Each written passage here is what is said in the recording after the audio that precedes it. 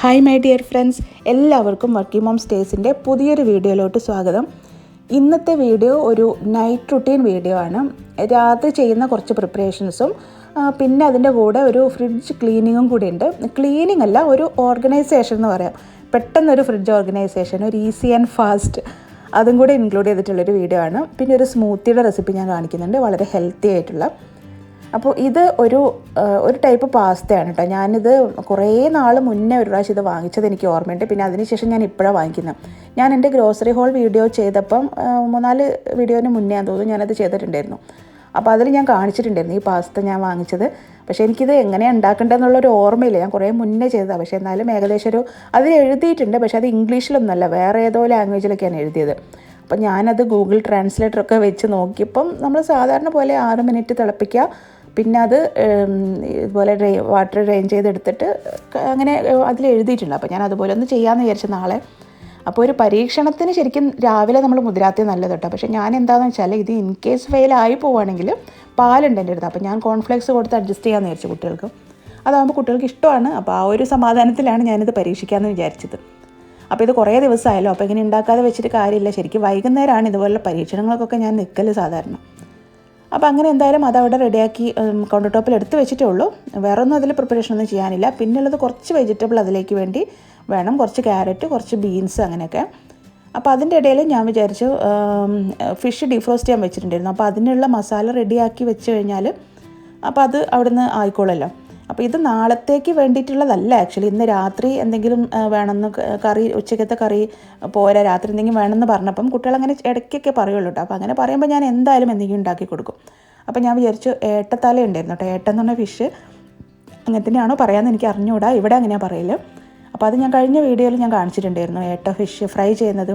അപ്പോൾ അതിൻ്റെ തല ഭയങ്കര ഫേമസ് ആട്ടോ. അത് നല്ല നെയ്യൊക്കെ ആയിട്ട് മനുവിന് നല്ല ഇഷ്ടമാണ്. അപ്പോൾ അതിൽ 2-3 പീസും കുറച്ച് തലയെല്ലാം കൂടെ ഇട്ടിട്ട് രാത്രി ഒന്ന് വെക്കാമെന്ന് വിചാരിച്ചു. പിന്നെ അതിൽ നിന്ന് കൊടുക്കാമല്ലോ കുട്ടികൾക്ക്. പിന്നെ ബാലൻസ് ഉണ്ടെന്നുണ്ടെങ്കിൽ എനിക്ക് നാളെ രാവിലെ എടുക്കാം. രാവിലെ അല്ല, ഉച്ചയ്ക്ക്, അങ്ങനെ പ്ലാൻ ചെയ്തിട്ട് ഉണ്ടാക്കുകയാണ്.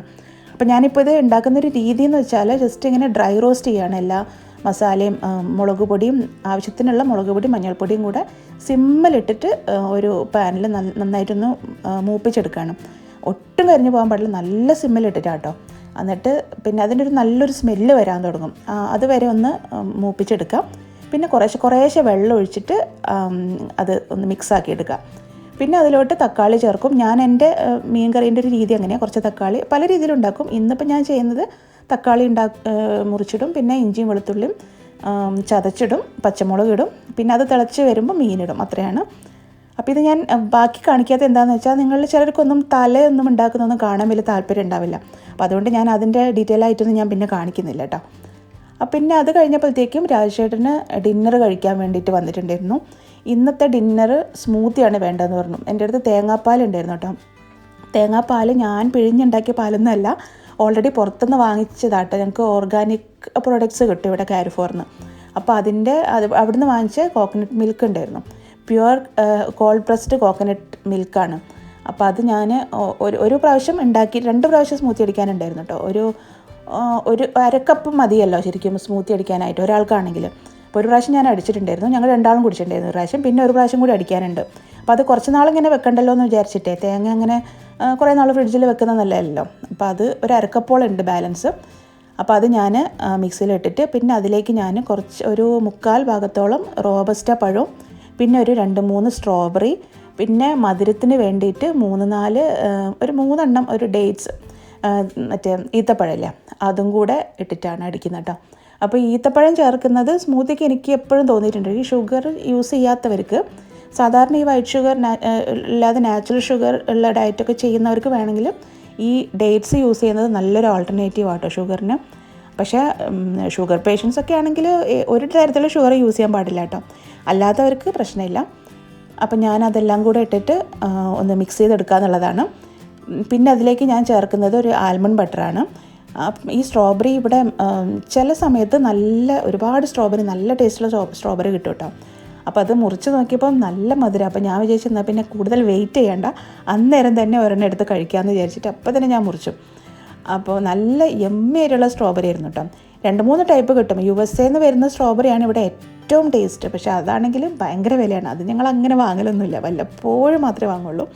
ഈ സ്ട്രോബെറി ഞാൻ അധികവും വാങ്ങിക്കാം. പക്ഷേ എന്നാലും നല്ല ടേസ്റ്റ് ആയിരുന്നു. അപ്പോൾ ഞാൻ എന്തായാലും ചൂടോടെ കഴിച്ചെന്ന് പറഞ്ഞ പോലെ അപ്പം തന്നെ ഒരെണ്ണം ചെത്തി കഴിച്ചു. അപ്പോൾ ഞാനിതാ ഇനി ജ്യൂസ് അടിക്കാം, സ്മൂത്തി അടിക്കാൻ പോവാണ്. സ്മൂത്തി അടിക്കുന്നത് ശരിക്കും ഇങ്ങനെ മിക്സിയിൽ അടിച്ചിട്ടൊന്നല്ല കേട്ടോ. ശരിക്കും സ്മൂത്തി മേക്കർ എന്ന് പറഞ്ഞിട്ട് വേറൊരു സംഭവം തന്നെയുണ്ട്. ഞാനത് വാങ്ങിക്കണമെന്ന് വിചാരിക്കുന്നുണ്ട്. അപ്പോൾ ഞാനത് വാങ്ങിക്കുമ്പോൾ ഞാൻ കാണിച്ചു തരാം കേട്ടോ. ഞാൻ നോക്കി വെച്ചിട്ടുണ്ട് ആമസോണിലൊക്കെ. പക്ഷേ ആമസോണിൽ നാട്ടിൽ പോകുമ്പോൾ ഞങ്ങൾക്ക് വാങ്ങിക്കാൻ പറ്റുള്ളൂ, ഇവിടെ ഡെലിവറി ഒന്നുമില്ല. അതല്ലെങ്കിൽ ഇവിടുന്ന് ലോക്കൽ ഷോപ്പിൽ നിന്ന് വാങ്ങിക്കണം. എന്തായാലും ഞാൻ വാങ്ങണമെന്ന് എൻ്റെ മനസ്സിലിങ്ങനെ ഒരു ആഗ്രഹമുണ്ട്. കാരണം ഞാൻ എപ്പോഴും ഇടയ്ക്കിടയ്ക്കൊക്കെ സ്മൂത്തി അടിക്കുന്നതാണ്. അപ്പോൾ അങ്ങനെ ഇതാണ് ഞാൻ പറഞ്ഞ ആൽമണ്ട് ബട്ടർ ഇതിൽ ചേർക്കുന്നത് കേട്ടോ. പീനട്ട് ബട്ടർ ഇഷ്ടമാണെങ്കിൽ ഇതിൽ പീനട്ട് ബട്ടറും ചേർക്കാം. അപ്പോൾ ഈ ആൽമണ്ട് ബട്ടർ എന്ന് വെച്ചാൽ വേറെ ഒന്നും ചേർത്തിട്ടില്ല, 100% പ്യുവർ ഇതാണ്, ഡ്രൈ, അതായത് റോസ്റ്റഡ് ആൽമണ്ട് ചേർത്തിട്ടുള്ള ബട്ടർ കേട്ടോ. അപ്പോൾ അത് നമ്മൾ നല്ലതാണോ എന്ന് അറിയാൻ വേണ്ടിയിട്ട് വേറെ ഇൻഗ്രീഡിയൻസ് ഒന്നും ചേർത്തിട്ടില്ലാത്ത നല്ലതാണോ എന്ന് അറിയണമെങ്കിൽ അതിലിങ്ങനെ മുകളിൽ എണ്ണ തെളിഞ്ഞ് കിടക്കും. ഇപ്പം ആൽമണ്ട് ബട്ടർ ആണെങ്കിൽ ആൽമണ്ട് ഓയിൽ ഇങ്ങനെ മുകളിൽ തെളിഞ്ഞ് കിടക്കും. അതേപോലെ തന്നെ പീനട്ട് ബട്ടർ ആണെങ്കിലും നല്ല പ്യുവർ ആണെങ്കിൽ അതിൻ്റെ ഓയിൽ ഇങ്ങനെ മുകളിൽ തെളിഞ്ഞ് കിടക്കും. അപ്പോൾ ഇത് നമ്മൾ മറ്റേ ഫാസ്റ്റിംഗ് ഫോർ ഹെൽത്തി ലൈഫ് എന്ന് പറഞ്ഞ ചാനലില്ലേ, അതിൽ സൗമ്യ പറഞ്ഞ് കേട്ടിട്ടുള്ളതാട്ടോ. അപ്പോൾ അങ്ങനെ വിവരമുള്ളവർ പറയുമ്പോഴാണല്ലോ ഇതുപോലുള്ള കാര്യങ്ങളൊക്കെ നമ്മൾ മനസ്സിലാക്കുന്നത്. അപ്പോൾ ഇവിടെ പല രീതിയിലുള്ള പീനട്ട് ബട്ടറും കിട്ടും. അപ്പോൾ ഇപ്പോഴാണ് എനിക്ക് മനസ്സിലായത് അങ്ങനെ നമ്മൾ നോക്കിയെടുക്കണം എന്നുള്ളത്. മറ്റത് വേറെ എന്തൊക്കെയോ ഇൻഗ്രീഡിയൻസ് ഒക്കെ ചേർക്കുന്നുണ്ടായിരിക്കും. പക്ഷേ അതിൽ നോക്കിക്കഴിഞ്ഞാൽ നമ്മൾ പീനട്ട് ബട്ടറും ഷുഗറും എന്നൊക്കെയാണ് കാണുള്ളൂ. പക്ഷേ ഇതിൽ ഷുഗറൊന്നുമില്ല കേട്ടോ. ഇത് ഫുൾ ഡ്രൈ ആയിട്ടുള്ള 100% ആൽമണ്ടാണ്. അപ്പോൾ അങ്ങനെ അതും കൂടെ ചേർത്തിട്ട് ഞാൻ മിക്സിയിൽ അടിച്ചു. അപ്പോൾ ഈ ഡേറ്റ്സ് ചേർക്കുമ്പം കുറച്ച് നേരം ഒന്ന് സോക്ക് ചെയ്താൽ നല്ലതാണ്. പാലിലോ അല്ലെങ്കിൽ വെള്ളത്തിലോ ഇത്തിരി നേരം സോക്ക് ചെയ്ത് വെക്കുകയാണെങ്കിൽ അത് പെട്ടെന്ന് അടിഞ്ഞ് കിട്ടും. ഇപ്പോൾ ഇന്ന് ഞാൻ സോക്ക് ചെയ്യാനും മറന്നുപോയി. അപ്പോൾ അതുകൊണ്ട് തന്നെ അത് ഡേറ്റ്സ് മുഴുവനായിട്ട് അടിഞ്ഞിട്ടില്ല. കണ്ടോ, ലാസ്റ്റ് അതിങ്ങനെ കുറച്ചൊക്കെ അടിയും, എന്നാലും ബാക്കി 2-3 ഇങ്ങനെ പീസായിട്ട് കിടക്കും. അത് കുഴപ്പമില്ല, കടിച്ച് തിന്നാൽ മതി. പക്ഷേ എന്നാലും ആ ഷുഗർ ഫുള്ളായിട്ട് ആ സ്മൂത്തിയിലേക്ക് വരില്ല. അപ്പോൾ ഇതുപോലെ സ്മൂത്തി അടിക്കുമ്പം ഡേറ്റ്സ് യൂസ് ചെയ്യുകയാണെന്നുണ്ടെങ്കിൽ നിങ്ങൾ അതുപോലെ ഒന്ന് ചെയ്താൽ മതി കേട്ടോ.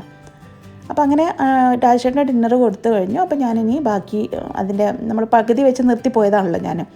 അപ്പോൾ അതിലേക്ക് ഞാൻ കുറച്ച് ഇഞ്ചിയും പിന്നെ വെളുത്തുള്ളിയും പച്ചമുളകും ഇത്തരം കാര്യങ്ങളാണ് ഇടുന്നത്. അപ്പോൾ അത് ഒരു മസാല ടൈപ്പാട്ടോ ഞാൻ വിചാരിക്കുന്നത്. ഈ ഒരു സംഭവം തന്നെ എനിക്ക് തോന്നുന്നത് പച്ചമുളക് മാത്രം ഇട്ടിട്ട് ചീസൊക്കെ വെച്ചിട്ട് ഉണ്ടാക്കാൻ തോന്നുന്നുണ്ട്. അപ്പോൾ ഞാൻ എന്തായാലും നാളെ ഉണ്ടാക്കുന്നത് ഈ ഒരു രീതിയിലാണ്. അപ്പോൾ അതിനുള്ള സാധനങ്ങളെല്ലാം ഞാൻ എല്ലാം കൂടെ ഒരുമിച്ച് വെക്കാട്ടോ. ആദ്യം ഇഞ്ചി, പിന്നെ പച്ചമുളക്, അങ്ങനെ വഴറ്റി, പിന്നെ ഉള്ളി വഴറ്റി, അങ്ങനെയൊന്നും ഞാൻ ചെയ്യുന്നൊന്നുമില്ല.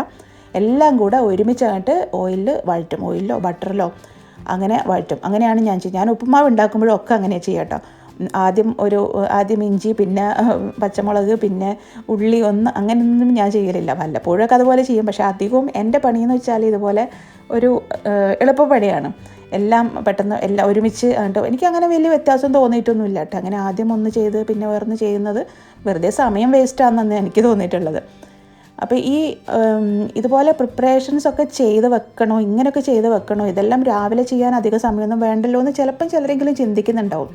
പക്ഷേ എനിക്കെങ്ങനെയാണെന്ന് വെച്ചാൽ, ഇപ്പം ഞാൻ വിചാരിക്കുന്നത് എങ്ങനെയാണെന്ന് വെച്ചാൽ, ഞാനിപ്പം നമ്മൾ രാവിലെ കിച്ചണിലോട്ട് വരുമ്പം ഈ ക്യാരറ്റും ഈ സംഭവങ്ങളൊക്കെ റെഡിയായി കിടക്കുകയല്ലല്ലോ ചെയ്യുന്നത്. നമുക്ക് കട്ട് ചെയ്യാൻ വേണ്ടിയിട്ട് നമ്മൾ ഫ്രിഡ്ജിൽ നിന്ന് എടുക്കണം, അത് കഴുകണം, എല്ലാ പണിയും ചെയ്യേണ്ട, അതിൻ്റെ തോല് പോക്കണം, എന്നിട്ട് പിന്നെ മുറിച്ചിടണം. അപ്പം അതിനൊക്കെ എന്തായാലും സമയം എടുക്കില്ലേ. അപ്പം ഞാൻ വിചാരിക്കുന്നു ഓരോ മിനിറ്റും രാവിലത്തെ എന്തായാലും ഭയങ്കര വിലപ്പെട്ട സമയമാണ് രാവിലെ എന്ന് പറഞ്ഞാൽ. പ്രത്യേകിച്ച് എവിടെയെങ്കിലും പോകാനുള്ളതാണെന്നുണ്ടെങ്കിൽ പിന്നെ എന്തായാലും നമുക്ക് തിരക്കായിരിക്കും.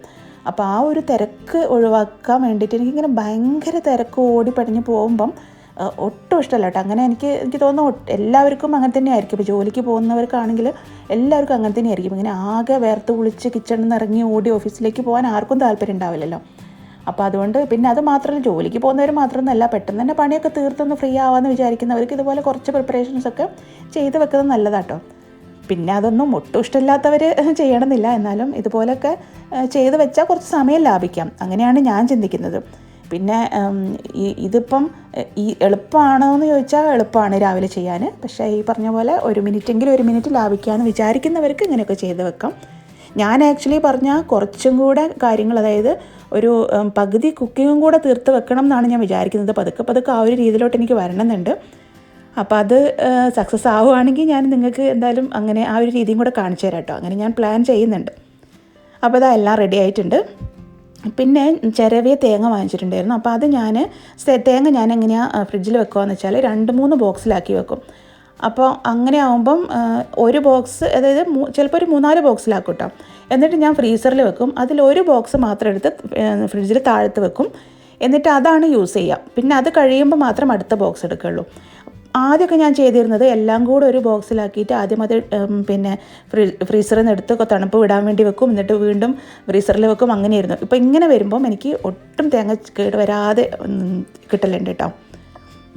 പിന്നെ നാളെ ഉപ്പേരിക്ക് കോവയ്ക്കാണ്. അപ്പോൾ ഈ കോവയ്ക്കൊക്കെ നാളെ രാവിലെ അരിയാൻ നിന്നിട്ടുണ്ടെങ്കിൽ വിവരം അറിയും. അപ്പോൾ അതുകൊണ്ട് അതൊക്കെ നല്ലപോലെ കഴുകി വൃത്തിയാക്കിയതിന് ശേഷം അരിഞ്ഞ് വെച്ചതാണ്. കോവയ്ക്കൊന്നും അരിഞ്ഞതിന് ശേഷം കഴുകാൻ എന്തായാലും പറ്റില്ലല്ലോ. അപ്പോൾ അങ്ങനെ ഞാൻ നോക്കിയപ്പോഴാണ് ഫ്രിഡ്ജ് ഇങ്ങനെ ആകെ അലങ്കോലായി കിടക്കുന്നുണ്ട് കേട്ടോ.